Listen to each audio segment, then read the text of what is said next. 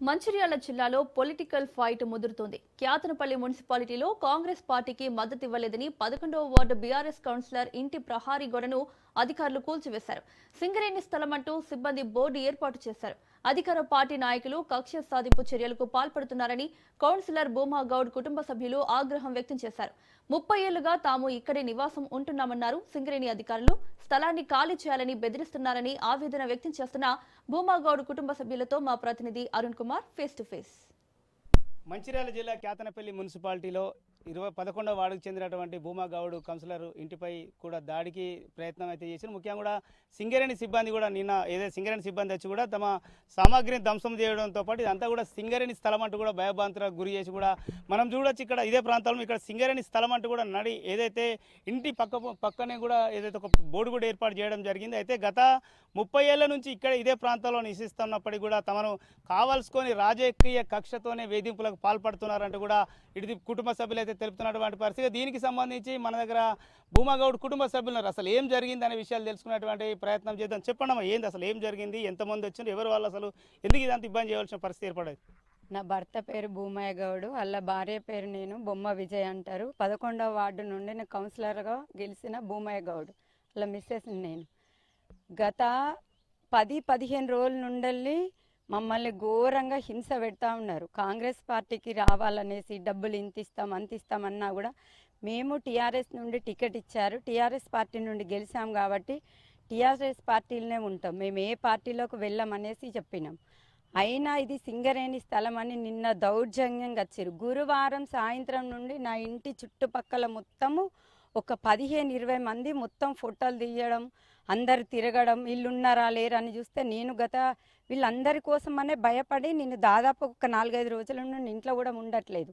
నేను నిన్న శుక్రవారం నాడు పొద్దున 11 గంటలకు ఇంట్లోకి వచ్చేసరికి వాళ్ళు 3-2 అవుతుంది. నాకు టైం సుమారుగా ఐడియా లేదు, కానీ ఒకరికొకరు అందరు వచ్చేసారు. ఇక్కడ టెంటు, బల్లలు, సామాన్లు అన్నీ ఉన్నాయి. ఒక 20-25 మంది అందరు వచ్చేసి ఒకరికొకరు వచ్చేసి క్లాతులు వీకడం, టెంట్ టేబుల్స్ వారేయడం, స్టాండ్లు, కుర్చీలు ఇష్టం ఉన్నట్టు ఎక్కడ దొరికిన వాళ్ళు అక్కడ ఒకరికొకరు చేస్తూనే ఉన్నారు. చుట్టుపక్కల నాకు ఆవులు ఉన్నాయి, కోళ్ళు ఉన్నాయి. ఆ గేదెలన్నిటి కోసమని లోపలికి ఏమి రావద్దని మేము క్లాతులు కట్టుకున్నాం అన్నీ. అయినా కానీ ఎక్కడ అసలు ఇది సింగరేణి స్థలం, మీరు ఎట్లున్నారమ్మా అని అన్నారు. మీరు ఎక్కడి నుండి వచ్చారు సార్ అని అంటే మాకు కొత్తగూడెం నుండి కంప్లైంట్ చేసారు, జిఎం ఆఫీస్ వాళ్ళ నుండి జిఎం ఫోన్ చేసారు, మేము ఇక్కడికి వచ్చినాం. అట్లా ఎట్లా చేస్తారు సార్, ఇన్ఫర్మేషన్ లేదంటే లేదు మాకు ఆర్డర్ వచ్చింది, మీ సామానం తీసుకుపోతాను అంటారు. అట్లా ఎట్లా వేసుకోరు, మేము బ్రతికేది 10,000 మీనని.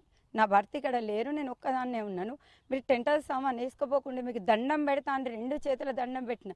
నేను 6 నెలల క్రితం పండించుకున్న నా పంట భూమి, అందులో వండిన అడ్లు కూడా ఇక్కడే ఉంటే ఆ వడ్లను కూడా తీసుకుపోతా అన్నారు. ఈ ఆవును అక్కడ కట్టేసుకుంటే అక్కడి నుండి ఇక్కడ దాకా తీసుకొచ్చారు, ఒక పట్టు పట్టిను.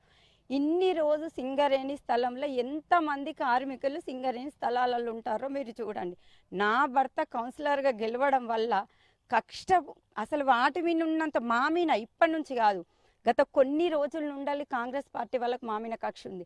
ఇట్లా రోడ్డు తీయాలన్నారు, మీ ఇల్లు పోతుందని చెప్పారు. ఏ వాటికైనా మీ ఇష్టం ఉన్నది చేసుకోండి, నేను మాత్రం మీరు ఎట్లా చెప్పినా వింటా అని అన్నారు. పోటీ చేసి గెలిచినాక ఇన్ని రోజుల నుండి సింగరేణి స్థలం రాంది మా ఒక్క భూమయ్య గౌడ్ వాళ్ళ ఇంటి మీద ఎలా చేశారు ఇలాంటి దౌర్జన్యం. కావాలని కాంగ్రెస్ పార్టీ వాళ్ళు మేము వాళ్ళకు లొంగుతలేమని ఇలాంటి ప్రయత్నం చేశారు. దయచేసి మాకు మా ఆయనకి నాకు కంపల్సరీ ప్రాణహాని ఉంది. ఈ తర్వాత ఇది అయిపోయినా కానీ మమ్మల్ని వాళ్ళు ఏం చేస్తారో అనే భయం మాకు ఖచ్చితంగా ఉంది. దయచేసి మీడియా వాళ్ళకి చెప్పేది ఒక్కటే, మాకు ప్రాణహాని ఉన్నది, మాకు మాత్రం రక్షణ కల్పించాలని కోరుకుంటాను. ఓకే అమ్మా, మీరు చెప్పండి, మీరు పక్క నైబర్స్ కదా, ఎట్లా ఉంది నిజంగా చాలా ఇబ్బందిగా అయిందని చెప్తా ఉన్నారు, ఎట్లా చెప్తారు, దాన్ని ఎట్లా చూడొచ్చు?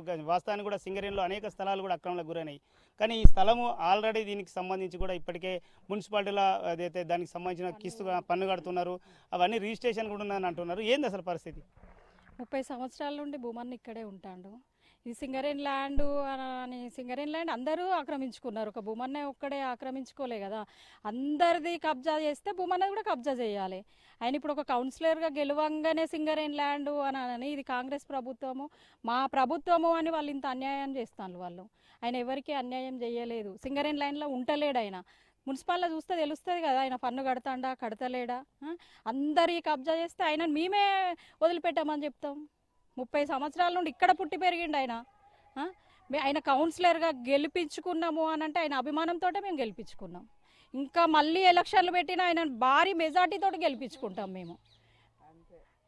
అనవసరంగా ఇబ్బందులకు గురి చేశారు. ఇప్పటికే కూడా ఏదైతే కాంగ్రెస్ పార్టీకి తమ మద్దతు ఇస్తామని కూడా కొంతమంది నాయకులు తమకు ఫోన్లలో బెదిరిస్తూ కూడా మాకు మద్దతు తెలపాలంటూ కూడా ఏదైతే వేధింపులకు పాల్పడుతున్నారు, కోట్ల రూపాయల ఆఫర్ ఇచ్చినా కూడా మేము కాదంటున్నామని మా మీద కక్ష కట్టిందని చెప్తున్నారు. ఇప్పటికైనా కూడా ఎవరైతే నిన్న నచ్చినటువంటి ఎస్ఐండ్పీసీ కావచ్చు, ఎస్టేట్ అధికారులకు సంబంధించి కూడా అసలు అందులో ఎవరున్నారు, కొంతమంది ఇతరులు కూడా అందులో వచ్చినట్టు కూడా ఏదైతే వీళ్ళు తెలుపుతున్నటువంటి పరిస్థితి ఖచ్చితంగా కూడా ఏదైతే ఇప్పటికైనా కూడా ఎవరైతే వాళ్ళందరినీ కూడా గుర్తించాలో, ఖచ్చితంగా చట్టపరమైన చర్యలు వాళ్ళకు తీసుకోవడంతో పాటు తమకు కూడా ఏదైతే అధికార పార్టీ నాయకులతో కూడా ప్రాణహాని ఉందని కూడా కుటుంబ సభ్యులు తెలుపుతున్నారు. తమకు రక్షణ కల్పించాలని అయితే వీళ్ళు కోరుతున్నటువంటి పరిస్థితి.